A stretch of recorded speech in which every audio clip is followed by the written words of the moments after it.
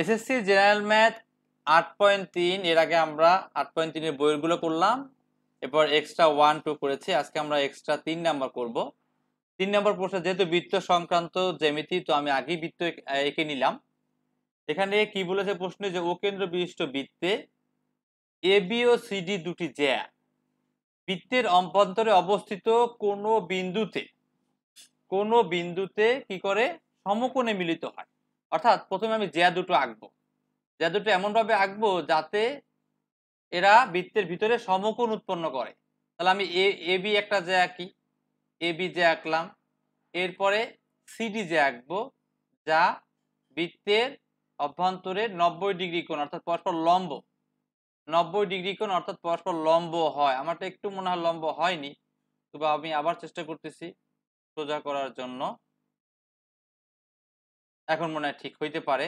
যাই হোক, যে এ বি ও সিডি দুটি জ্যা, একটা জ্যার নাম হচ্ছে এ বি, আমি এ বি জ্যা আঁকলাম। তারপর আটা যে সিডি জ্যা, এরা পরস্পর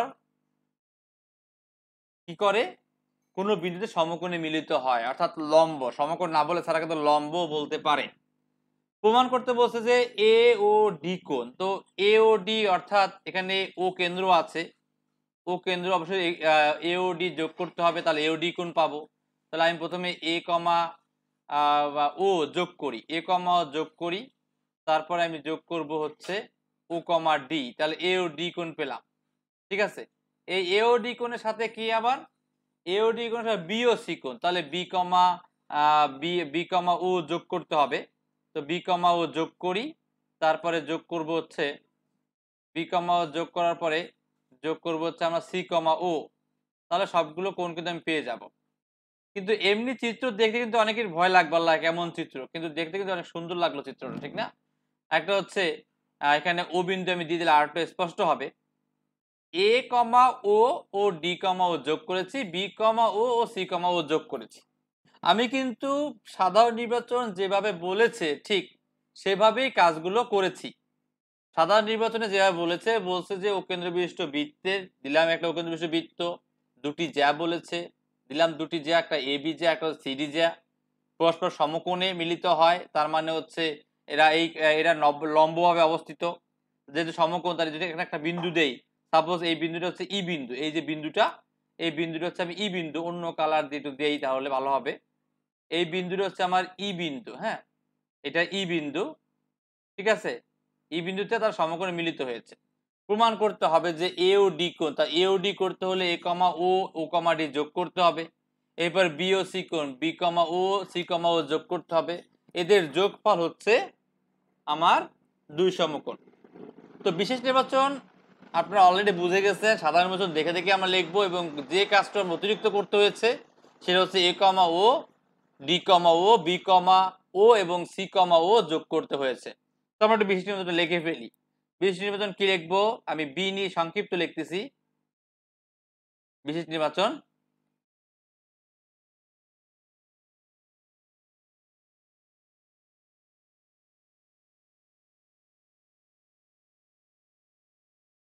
আমি বি নি দিয়ে সংক্ষেপে বিশেষ নির্বাচন লিখতেছি। কি লিখবো, মনে করি যদি লিখবো না, কারণ দেওয়া আছে সাধারণ নির্বাচনে, তো আমরা লিখবো দেওয়া আছে, মনে করি লিখবো না, দেওয়া আছে, দেওয়া আছে।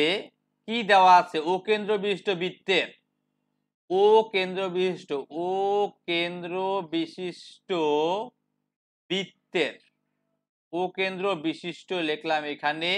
এবার এখানে কি বৃত্তের, ও কেন্দ্র বিশিষ্ট বৃত্তে কি যা এ বি ও সিডি, বৃত্তের এ বি ও সিডি দুটি জ্যা, এ বি ও সিডি জ্যা দুটি, জ্যা দুটি কোন বিন্দুতে, এ বি ও সিডি জ্যা দুটি আমার বৃত্তের অভ্যন্তরে, বৃত্তের অভ্যন্তরে মানে বৃত্তের ভিতরে, অভ্যন্তরে ই বিন্দুতে সমকোণে মিলিত হয়। কোন বিন্দুতে, ই বিন্দুতে, বৃত্তের অভ্যন্তরে ই বিন্দুতে সমকোণে।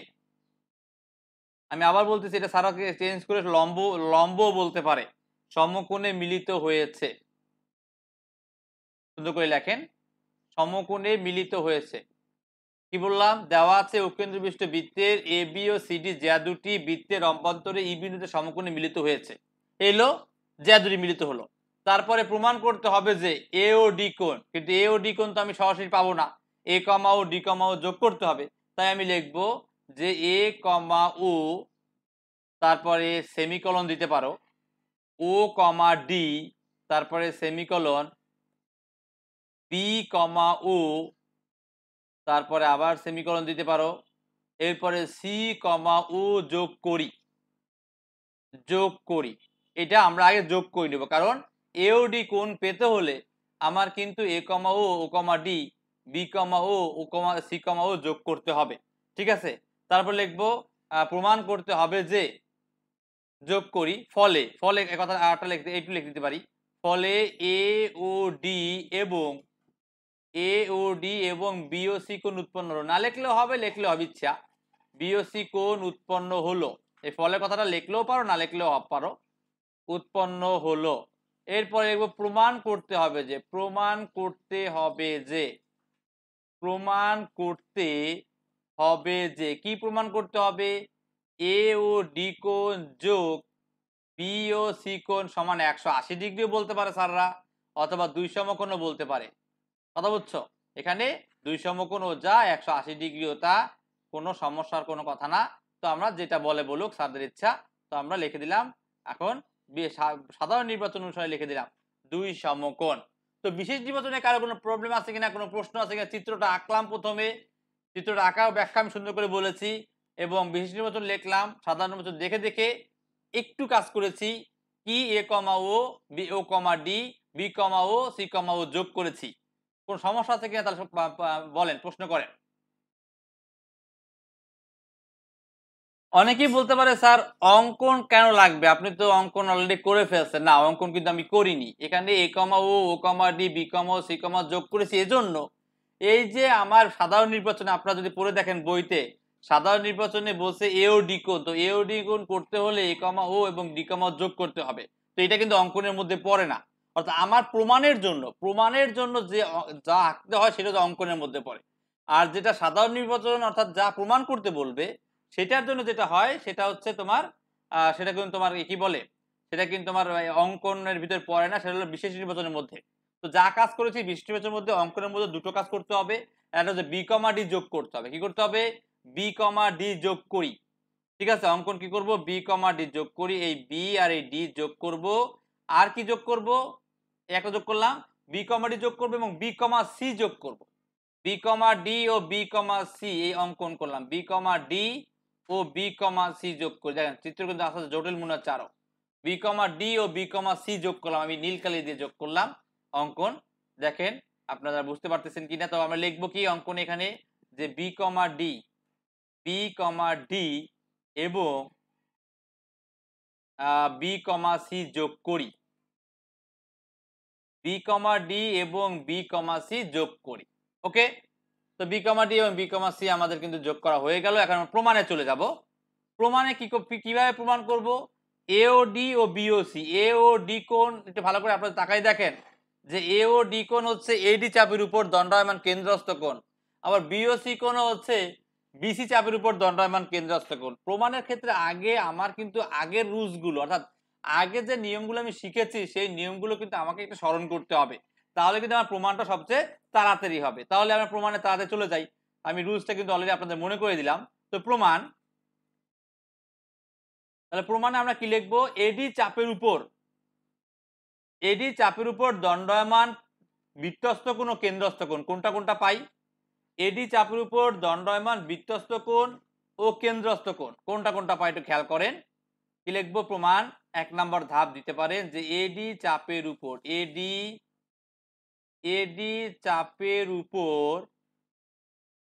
দণ্ডায়মান কেন্দ্রস্থ কোণ, আমরা একটু আগেই বললাম মুখে, যে সেটাই লিখে দেই। কেন্দ্রস্থ কোণ হচ্ছে এ ও ডি এবং বৃত্তস্থ কোণ হচ্ছে এডি চাপের উপর দণ্ডায়মান কেন্দ্রস্থ কোণ হচ্ছে এ ও ডি এবং বৃত্তস্থ কোণ কি বলতে পারেন, কোনটা বৃত্তস্থ কোণ, বিধ্বস্ত কোণ হচ্ছে যদি আমি এসিডি বলতে হবে না, কারণ এসি যোগ করিনি। এসি যোগ করে কিন্তু কাজ করা যায়, কিন্তু আমি কিন্তু করিনি। আমি এখানে বিডি যোগ করছি, তাহলে বিধ্বস্ত কোণ কিন্তু এ আর ডি, এ থেকে বিতে মিলিত হয়েছে, ডি থেকে বিতে মিলিত হয়েছে। এসিডি কিন্তু বলা যাবে না, কারণ এসি যদি যোগ করতাম তাহলে এসিডি বলা যেত, ওভাবেও কিন্তু প্রমাণ করা যাবে। যাবে না তা না, কিন্তু আমি যেহেতু যোগ করেছি বিডি আর বিসি, তাহলে আমি বলবো এ থেকে বিতে মিলিত হয়েছে এবং ডি থেকে বিতে মিলিত হয়েছে, তাই বিধ্বস্ত কোণ হচ্ছে এ বিডি। এ বিডি বিধ্বস্ত কোণ। তো আমরা কি জানি? আমরা ছোটবেলা শিখে আসছি, ক্লাস 9 এ শিখে আসছি বিধ্বস্ত কোণ কেন্দ্রস্থ কোণের অর্ধেক, অথবা কেন্দ্রস্থ কোণ বিধ্বস্ত কোণের দ্বিগুণ, যেটা বলি আমরা, ঠিক আছে? তার মানে আমি কি বলতে পারি, অতএব এ বিডি কোণ সমান, অথবা এ ও ডি কোণ সমান, যেটা বলো, যে এ ও ডি কোণ, যেহেতু আমরা এ ও ডি কোণ নিয়ে কাজ করব, তাই আমরা বলতেছি এ ও ডি কোণ সমান, অর্থাৎ কেন্দ্রস্থ কোণ বিধ্বস্ত কোণের দ্বিগুণ, 2ABD কোণ। এখানে সাইড নোট ওটা দিয়ে দিতে পারেন। কি দিবেন? যে কেন্দ্রস্থ কোণ একই চাপের উপর দণ্ডায়মান কেন্দ্রস্থ কোণ বিধ্বস্ত কোণের দ্বিগুণ। একই বৃত্তের একই চাপের উপর দণ্ডায়মান কেন্দ্রস্থ কোণ বিধ্বস্ত কোণের দ্বিগুণ, এই শর্ত আমরা দিতে পারি। অনুরূপভাবে তাহলে কি লিখতে পারি? অনুরূপভাবে কোন চাপ এখন? তার এটা সহজ কথা, কারণ বিওসি কোণ, আপনি এওডি কোণ বের করলেন, এখন আমরা বিওসি বের করতে হবে। তাহলে বিওসি কোণের ক্ষেত্রে কোন চাপ? অবশ্যই বিসি চাপ। অবশ্যই কোন চাপ? বিসি চাপ। তাহলে অনুরূপভাবে বিসি চাপের ক্ষেত্রে, অনুরূপভাবে বিসি চাপের ক্ষেত্রে, বিসি চাপের ক্ষেত্রে কি কোণ আসে? বিসি চাপের ক্ষেত্রে না লিখলেও হয়, তবু লিখে দিলাম যে বিওসি কোণ, বিসি চাপের ক্ষেত্রে কোণ বিওসি, বিসি চাপের ক্ষেত্রে কোণ বিওসি সমান 2 ইনটু কোণ, কোণ নিব। বিসি চাপের ক্ষেত্রে কোণ বিওসি আর কোণ নিব, কে বলতে পারেন? বি থেকে আর সি থেকে কোন বিন্দুতে মিলিত হয়? বি থেকে সি থেকে ডি বিন্দুতে মিলিত হয়। এই বি থেকেও ডিতে, সি থেকেও ডিতে, কিন্তু বি থেকেও ডিতে, সি থেকেও ডিতে, তাহলে বিডিসি কোণ, 2BDC, 2BDC কোণ। 1 নাম্বার ধাপ কিন্তু আমার শেষ। উপরে আমরা একই চাপ এডি, এখানে আমরা একই চাপ এডি নিয়েছি, নিচে আমরা একই চাপ বিসি, এর উপর দণ্ডায়মান কেন্দ্রস্থ কোণ বৃত্তস্থ কোণের দ্বিগুণ। তাহলে এখন যদি আমরা এই দুটো যোগ করি, 2 নম্বর পয়েন্টে আমরা এগুলো যোগ করব। তাহলে যদি আমরা এগুলো যোগ করি তাহলে কি হয়? যদি আমরা এগুলো যোগ করি তাহলে অতএব কোণ এ ও ডি যোগ কোণ বিওসি যোগ করলে কি হবে? 2 কমন নেওয়া যাবে, 2 কোণ এ বি ডি যোগ কোণ বিডিসি। এখন ভালো করে তাকিয়ে দেখেন এবিডি কোণ ও বিডিসি কোণের দিকে, এবিডি কোণ ও বিডিসি কোণের দিকে দেখেন, এবিডি কোণও যা, ইবিডি কোণও কিন্তু তা। আমি আবার বলতেছি, এটা আপনারা তাকায় দেখেন, আমি কালো কালি দিয়ে দেখাচ্ছি। এই যে এই কোণটা, এই এবিডি, এই কোণটাও যা, ইবিডি কোণ একই কথা। তো এবিডির পরিবর্তে আমি ইবিডি লিখতে পারি, কোণ ইবিডি লিখলাম। এরপরে যোগ বিডিসি এর পরিবর্তে আমরা কি লিখতে পারি? বিডিসি কোণ। স্যার বিডিসি কেও আপনি ই দিয়ে প্রকাশ করতে পারেন, কিভাবে? বিডিসি কোণকে আমরা বলতে পারি বিডিই কোণ, বিডিই কোণ। তাহলে লিখলাম কোণ বিডিই। দেখেন এখানে আপনাদের কোনো প্রশ্ন থাকার কথা না, একদম খেয়াল করেন, ইজি জিনিস। আমরা জাস্ট কোণের নামটাকে, একই কোণ জাস্ট নামটা পরিবর্তন করে দিলাম, মানে ত্রিভুজের মধ্যে চলে আসলাম, একটা ত্রিভুজের মধ্যে আমরা লিখে দিলাম। কোন ত্রিভুজ? ত্রিভুজটা হচ্ছে ইবিডি ত্রিভুজ। কোন ত্রিভুজ? ত্রিভুজ হচ্ছে ইবিডি ত্রিভুজ। তো আমরা 3 নম্বর ধাপে ত্রিভুজ নিয়ে কিছু কথা বলবো। কি কথা বলবো? যে আমরা জানি ত্রিভুজের 3 কোণের সমষ্টি 180 ডিগ্রি। তাহলে এখন 3 নম্বর ধাপে আমরা চলে যাই। 3 নম্বর ধাপে ত্রিভুজ ইবিডি এর, ত্রিভুজ ইবিডি এর কোণ 3টা কোণ। কি কি কোণ? একটা হচ্ছে ইবিডি কোণ, একটা হচ্ছে ইডিবি, আরেকটা হচ্ছে ইবিডি, আরেকটা হচ্ছে তোমার বিডিই, বিডি ইডিবি একই হয়ে গেল। আর তো একটা কোণ বাকি আছে, সেটা হচ্ছে বিইডি, বিইডি 3টা কোণ, বিইডি। এই 3টা কোণের সমষ্টি হচ্ছে 180 ডিগ্রি বা 2 সমকোণ, 180 ডিগ্রি বা 2 সমকোণ, এই 3টা কোণের সমষ্টি। তাই আমি 2 সমকোণ লিখলাম, যেহেতু সমকোণ দিয়ে বলছে সমকোণ লিখলাম। আর যদি আমাকে বলতো 180 ডিগ্রি দিয়ে, তো 180 ডিগ্রি লিখতাম। এখন যে কথাটা বলবো একটু ভালো করে খেয়াল করেন আপনারা, যে এখানে যেহেতু লম্বভাবে, যেহেতু এ বি ও সিডি পরস্পর লম্বভাবে ছেদ করেছে বা পরস্পর সমকোণে মিলিত হয়েছে, তার মানে বিইডি কোণ কি, বিইডি কোণটা কিন্তু এক সমকোণ, এই কোণটা কিন্তু এক সমকোণ। তো এই কোণটা যদি এক সমকোণ হয় তাহলে এখানে কি লিখবো, এখানে বিইডি কোণ এক সমকোণ, এখানে বিইডি কোণ আমরা একটু উপরে উঠাই দেই, একটু লেখাটা উপরে উঠাই দেই, তাহলে আমাদের নিচে লিখতে সুবিধা হবে। একটু উপরে আর একটু উপরে উঠাই, আপনাদের নিচেটা মনে লেখা হয়ে গেছে। তাহলে এখানে কি লিখবো, এখানে বিইডি কোণ, বিইডি কোণ সমান এক সমকোণ।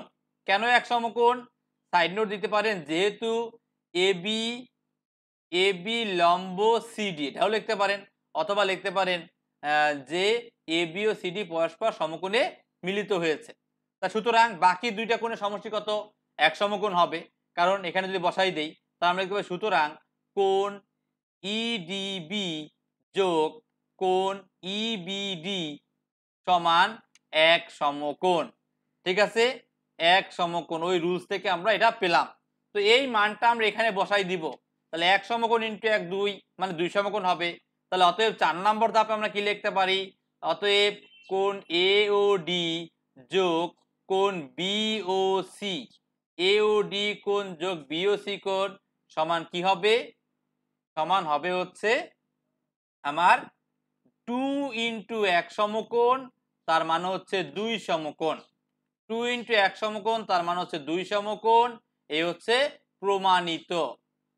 আমি আবার বলতেছি, একটু ভালো করে খেয়াল করেন, আমি যে কাজটা করলাম আমি আবার বলতেছি, এখানে প্রথমে দুটি কোণ, একটা এওডি একটা বিওসি, দুটি হচ্ছে কেন্দ্রস্থ কোণ কেন্দ্রে মিলিত হয়েছে, তাই এওডি কোণ কোন কোন চাপটি আসছে, এডি চাপ থেকে, তো এডি চাপ থেকে একটা বৃত্তস্থ কোণ নিলাম আর একটা কেন্দ্রস্থ কোণ নিলাম, কেন্দ্রস্থ কোণ বৃত্তস্থ কোণের দ্বিগুণ।